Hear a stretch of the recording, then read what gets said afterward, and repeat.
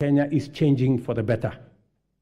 Contributions, honorable members, to the National Security Fund have grown from 1.4 billion shillings in January to 6.5 billion shillings every month, this month. The implication of this growth in our national savings is that it will significantly consolidate our nation's ability to invest in development using domestic resources as opposed to us going to borrow other people's money when they save. Honorable members, majority of Kenyans live in their own rural homes, even though many experience land and settlement challenges, including landlessness, insecure land tenure, and perennial squatter problems. Acute housing challenges are principally an urban phenomenon, and they present a serious threat to health and safety, as well as dignity of people, particularly low-income earners. The proliferation of slums in our urban areas indicate the extent of this serious problem and the urgency with which it must be addressed to enable Kenyans have greater choice in leading dignified, safe, and healthy lives affordably. Low supply of affordable housing units in Kenya is acute, making rent a huge component of the cost of living for many households. The increase in affordable housing units is a strategic intervention to not only supply affordable dwellings for Kenyans, but also as a means to reduce the cost of living. 3 categories of houses will be supplied by this program: social housing, affordable housing, and for the rest, market rate housing. Interest on financing is where we intend to make the big difference. Interest at the moment, as all of us know in this house, is at almost 18%. But under this program, all interest should be or will be at single digit. For social housing, the interest will be at 3%. You know, honorable members, that we all get 3%. So even the people in the social space, they also deserve to get 3%. Those in the affordable housing space will get 6%, and 9% for the people in the market category. The affordable housing program has received tremendous support from county governments across Kenya. And I want to thank governors, and I know the chair of the Council of Governors is here, through her, all governors who have worked with us to make sure that this program becomes a reality. The construction of 46,792 units in various parts of Kenya is already underway, while another 40,000 are ready to commence in a couple of weeks. 50,000 Kenyans are working. People who were previously unemployed, they are now engaged directly and indirectly in this enterprise. And the numbers will significantly increase as the projects move into the next phase and as we roll out many more units. A total of 746,795 housing units are in the pipeline as I talk to you, under various stages of delivery. More jobs are being created with the formalization of the Jua Kali clusters, providing products like doors, hinges, and windows. And this morning, as I visited one of the sites that I went to launch the construction in March, I was amazed that a site that was flat in March today, and I was with the member of Parliament for Ruto, today has 8 11-block units, almost at 60% complete. And I also met the Juakali cluster for Ruiru, and they have been given a contract of 140 million to be able to supply doors and windows. Architects, engineers, quantity surveyors, masons, electricians, plumbers, transporters, steel and cement factory workers, and hardware merchants will be partakers in this transformative plan. I spoke to Moses today at the site in Ruto, an electrician, and he told me out of the 1,700 workers in the site today, he was in charge of 114 electricians who are engaged in that site. And he asked me, Mr. President, make sure the next site is ready for us, because we will finish this ahead of time. Let me also say, we are constructing 400 markets across Kenya to provide Mama Mboga with a dignified working environment, complete with water, electricity, and other amenities. And I want to thank members of this House for participating in various ways and working with us and also with the counties in identifying the right locations for these markets. Ladies and gentlemen, honorable members, our education system must develop a formidable reservoir of skill, talent, highly competitive and innovative human capital to support our vision of an economically transformed Kenya. Within weeks of taking office, I appointed the Presidential Working Party on Education Reform, led by Professor Raphael Munavu, my former teacher, who provided clarity on transition to the new competence-based curriculum and made further recommendations on necessary reforms in our education system from early childhood all the way to the tertiary levels. The Working Party concluded its work and submitted a report whose recommendations are already being implemented. The urgent and vexing question of transition to junior school has been settled, and the Kenya Primary School Education Assessment will be used for the exclusive purpose of monitoring learners' progress and not for placement in any grade. In keeping with our commitment, 56,750 new teachers have been employed. I'm sure the Honorable Milemba can confirm this. While 8,200 primary school teachers were retrained to equip them with capacity to effectively deliver learning and teaching at junior school levels. With changes to the entry requirements for teacher training colleges, admission has increased by 300% to now 20,456 trainees. I was privileged to be in Kwale last week to open the Kwale Teacher Training College, which had only less than 100 students a few months ago. And when I went there, the principal told me that the numbers have increased 4 times.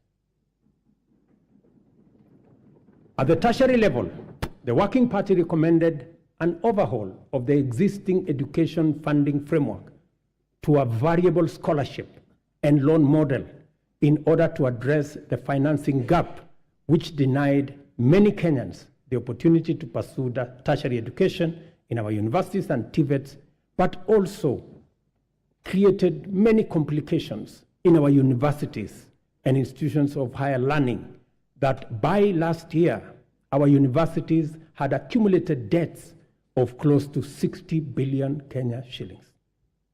I sat down with all the vice chancellors of our 41 public universities, and we came up with a proposal that we are now implementing. The new model for financial support is student-centered and deploys a rigorous, impartial means testing instrument to establish the level of need of every student, which then becomes the primary consideration in allocating scholarships and loans. To fully democratize our education system and make higher education accessible and affordable to all, we have also chartered the Open University of Kenya, following requisite cabinet and parliamentary approvals. I want to thank this House for expediting the Open University Charter that had been in the works for the last 10 years. I also want to announce to you that the first 1,000 students will report next month. In the course of consulting Kenyans from all walks of life during the formulation of the bottom-up economic transformation agenda, the foundational contribution of health to citizen well-being and the role of costs in driving up poverty were identified as chronic. The implications are very clear, and we cannot afford to delay the delivery of universal health care anymore. Consequently, we have instituted radical reforms in the provision of healthcare services in Kenya, including the enactment of 4 new laws that will anchor the implementation of this bottom-up approach to healthcare. I am tremendously grateful to this House and honorable members for enacting the Primary Health Care Act, the new Social Health Insurance Act, the Digital Health Act, and the Facility Improvement Financing Act. These laws, honorable members, will usher in and guarantee a new era in the provision of healthcare, covering all essential services from preventive, promotive, curative, palliative, and rehabilitative services, guaranteeing every Kenyan access to comprehensive and quality healthcare. Under Afya Nyumbani, we have scaled up our investment in healthcare workforce, employing 20,000 new healthcare workers, deploying 8,429 workers whose contracts had lapsed, and enrolling 3,394 interns across the country to increase the availability of human capital in our public health sector. Working with county governments, and I'm again grateful to them, we have taken measures to resolve the perennial challenge of human resource management in the health sector, occasioning strikes, by establishing the Kenya Health Human Resource Advisory Council, which will be a trusted mediator between government at both levels and our health sector workers. Further, under the Afya Nyumbani model, we identified preventive care as an essential pillar of healthcare service delivery because it enables Kenyans to manage their conditions early enough before they cause serious harm in their well-being and productivity. Community health promotion is our bottom-up preventive and promotive health solutions at the grassroots by deploying community health promoters to visit Kenyans at their homes, provide basic diagnoses for common conditions, and refer cases to appropriate medical facilities. Together with all the 47 counties, and again, I am grateful to the governors, we have deployed 100,000 community health promoters fully equipped with the necessary kits and an electronic community health information system. In the last 1 month, CHPs have attended to 1.2 million households, just in the last 1 month. I spoke on phone to Mr. Masood Dirie, a community health promoter in Garissa, yesterday, who told me he has been a community health promoter, health volunteer since 2011. Unlike before, now he has a full medical kit and has used it to confirm that 7 people in his locality had high blood pressure. In a twist of fate, he tested himself and discovered that he too had high blood pressure. That's what he told me. And so, apart from referring others, he also had to make way to the hospital.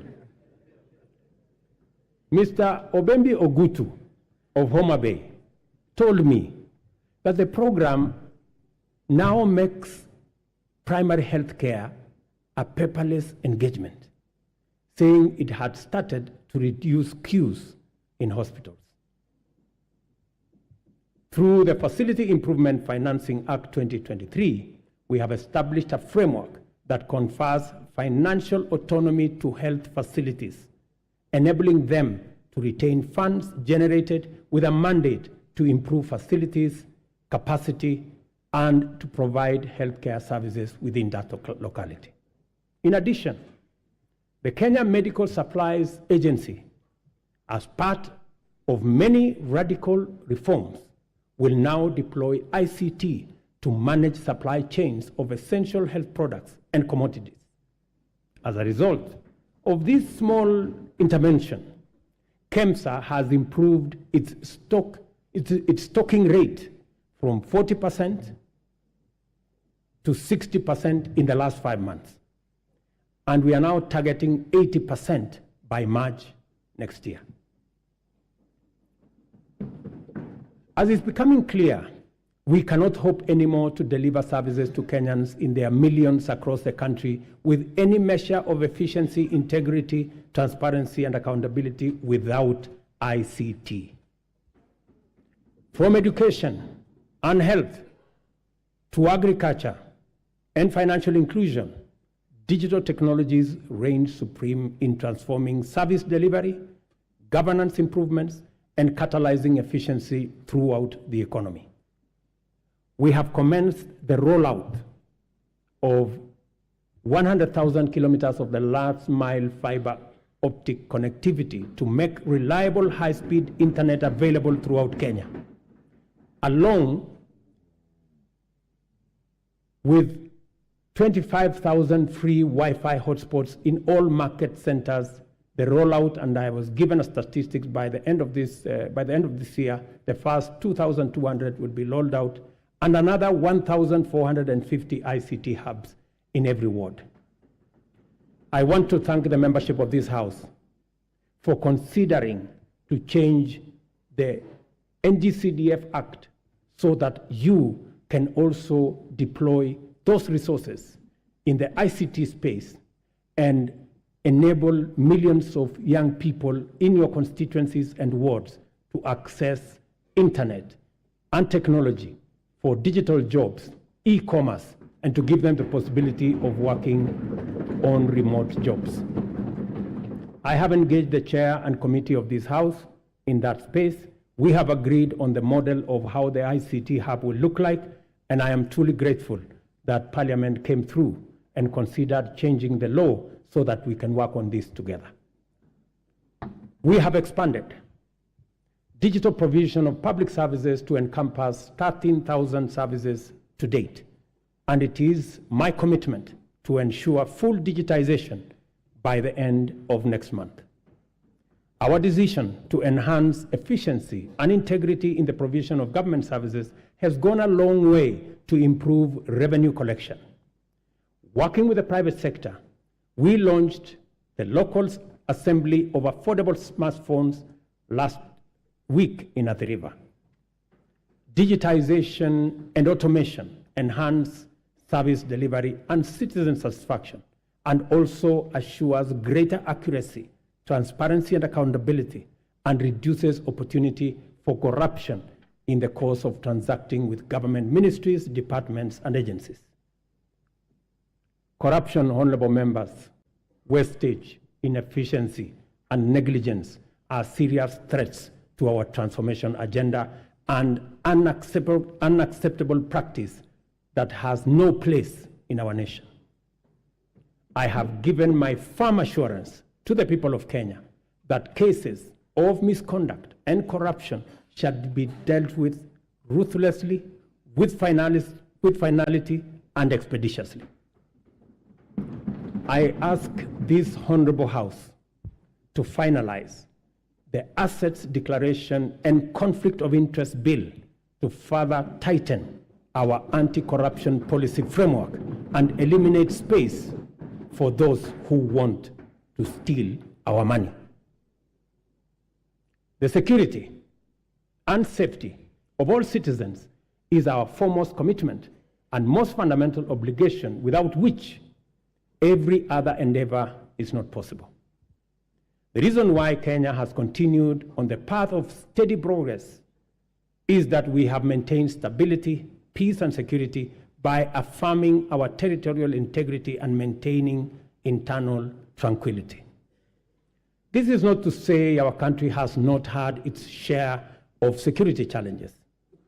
The specter of terrorism is a continuing threat that we must remain constantly vigilant against. Pockets of banditry, cattle rustling, and armed lawlessness have besieged and devastated communities in the North Rift, Northeastern, and occasionally parts of Eastern and the coast regions. We all know that insecurity disrupts lives and destroys livelihoods. Our country has lost too many people to this menace. Many children have been orphaned and missed school, and many families have been displaced because of lawless men taking up illegal arms and waging war against communities. The government exists to ensure that those who challenge our sovereignty, territorial integrity, national security, and the safety of the people of Kenya are expeditiously countered and rendered harmless. We have therefore taken firm and decisive measures to deal with the challenge of banditry, armed crime, cattle rustling, and other forms of impunity in all parts of the country, beginning with a successful security operation to restore calm in the North Rift. We have been systematic, focused, thorough, unrelenting, and totally committed to removing for good all threats to lives and livelihoods of Kenyans. I know there are pushbacks from the criminals, but I want to assure the honorable members of this House that we will be unrelenting. And until it is done, it is not done.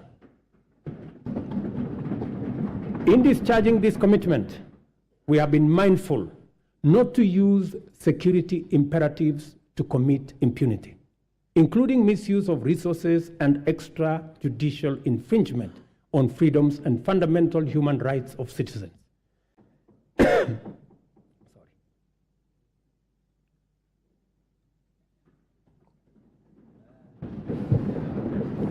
Sorry.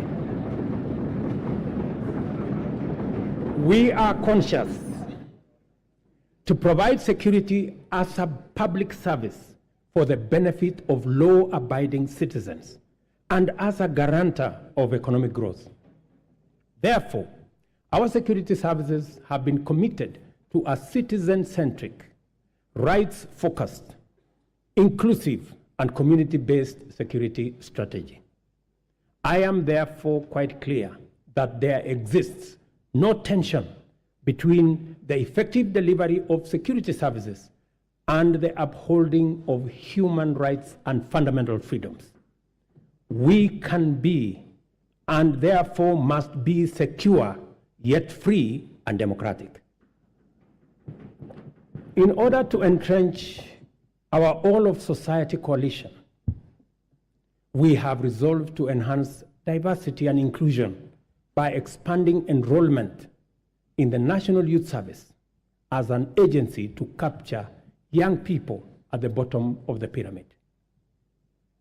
Consequently, we are doubling enrollment to 40,000 yearly in the National Youth Service and have made it absolutely mandatory that every village, center, town, and city in Kenya is properly represented in the recruitment.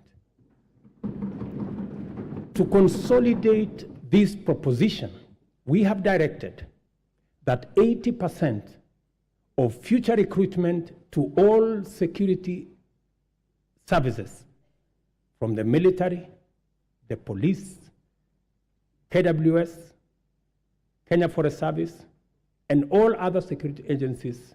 80% will come from the well-trained, talented, and committed young men and women who have undergone training at the NYS.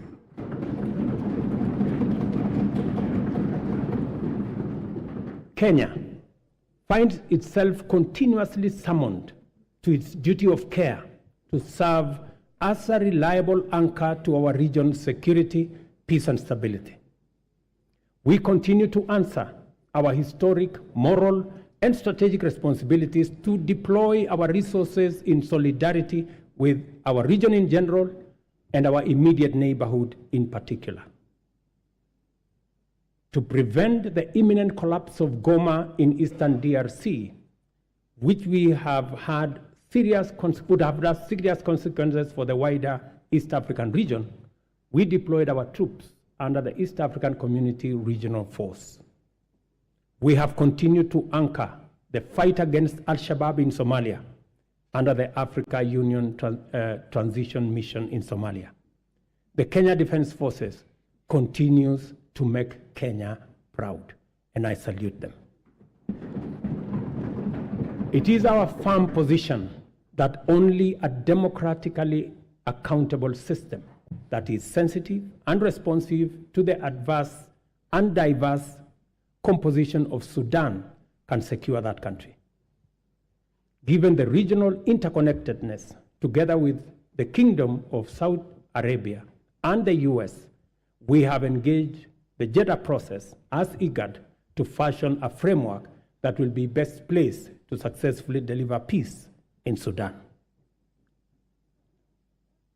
Honorable members, our economy is firmly interconnected with regional, continental, and global economic systems. Our security and stability is likewise integrated with those of our neighbors. Kenya has a fundamental, essential, legitimate, and clear interest in conducting robust diplomacy in form of bilateral and multilateral engagements. For the last 12 months, we have continued to fulfill our international obligations through Kenya's leadership in the international arena. This is underscored by the high-level summits Kenya has hosted and participated in. Kenya successfully hosted the inaugural first-ever Africa Climate Summit. We also hosted the 43rd Ordinary Session of the Executive Council, the 5th Mid-Year Coordination Meeting of the Africa Union, and the Regional Economic Communities, and the first-ever African edition of the Berlin Climate and Security Conference in Nairobi. All these summits have brought into our country about 30 heads of state and government and over 30,000 delegates from different parts of the world. The government has made deliberate efforts to harness the immense and potential of Kenyans also in the diaspora. Indeed, I established the State Department of Diaspora in the Ministry of Foreign Affairs so that they can fully participate in the affairs of our motherland.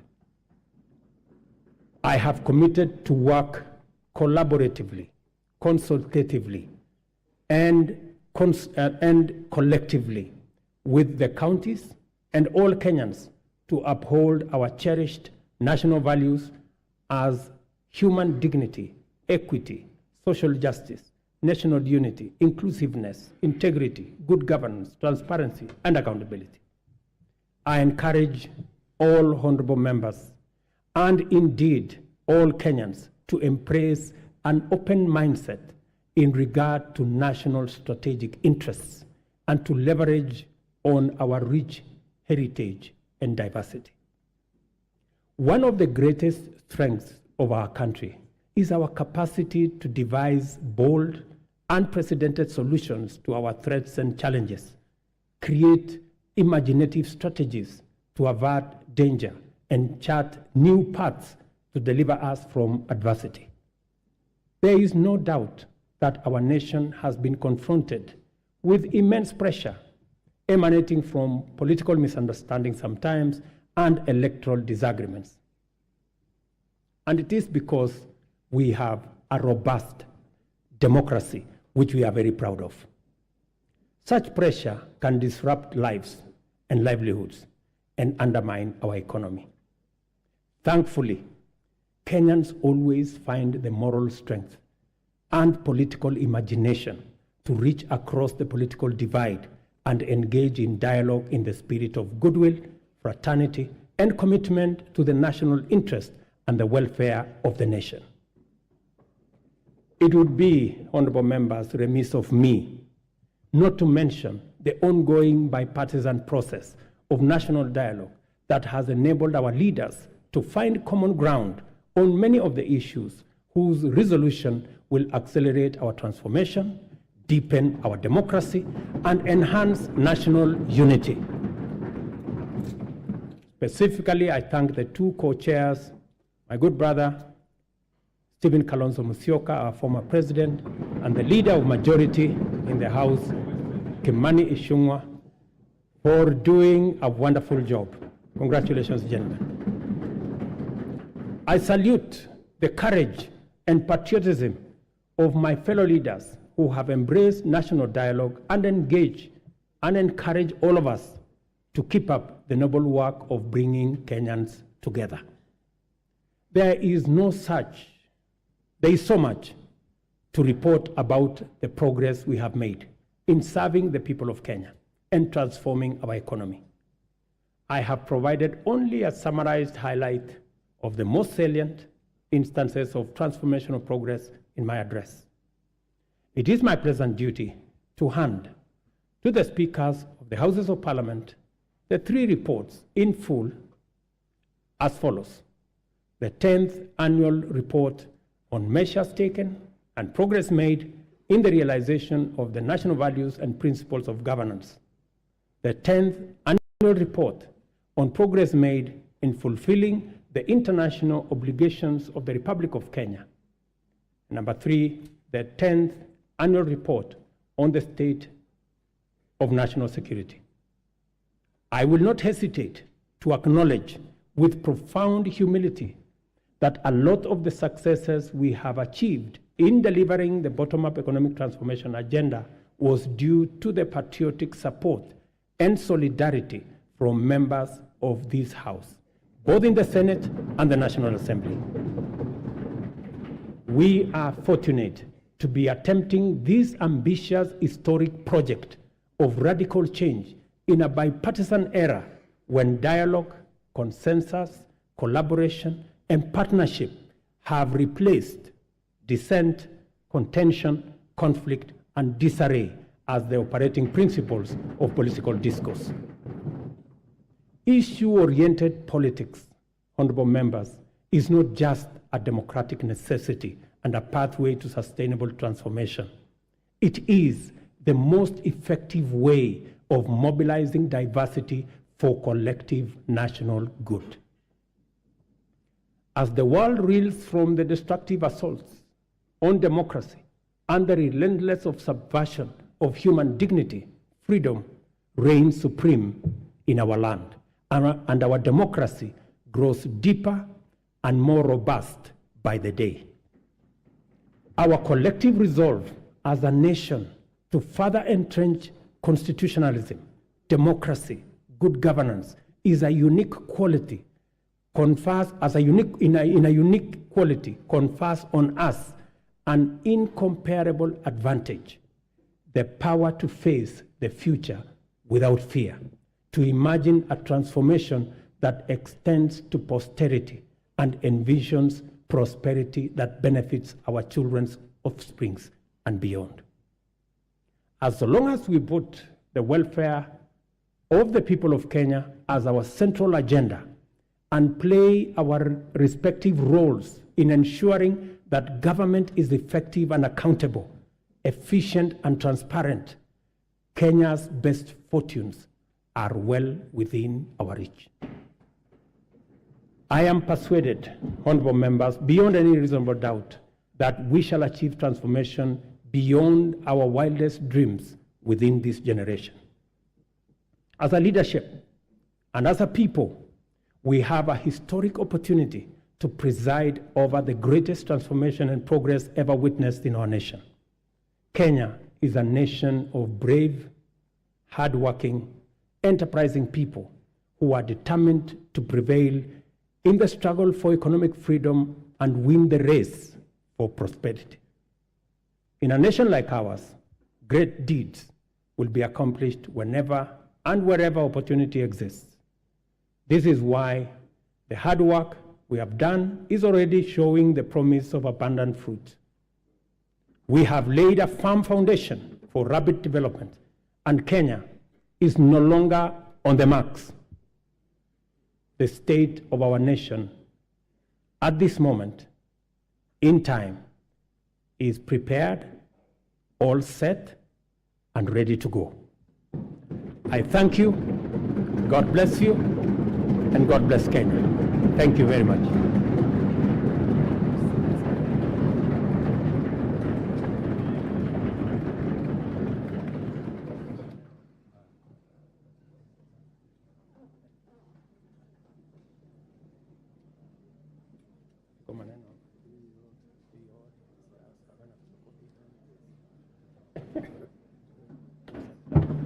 Thank you very much.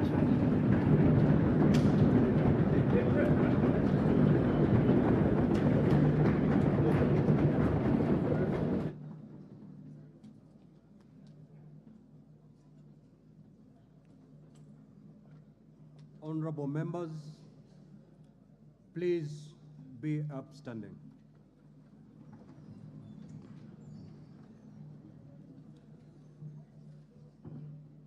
Your Excellency the President, the Right Honorable Speaker of the National Assembly, honorable members, we have come to the conclusion of the business of the day, and it is now time to adjourn. The Senate stands adjourned until Tuesday, 14th of November, 2023 at 2:30 p.m. in the Senate chamber. I thank you.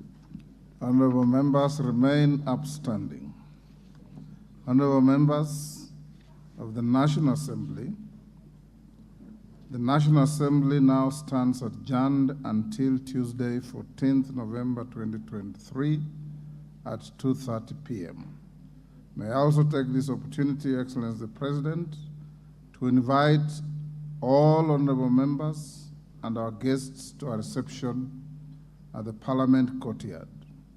May I also request all of you honorable members and our guests to remain standing in your places until the procession of His Excellency the President and the speakers leave the chamber. I thank you.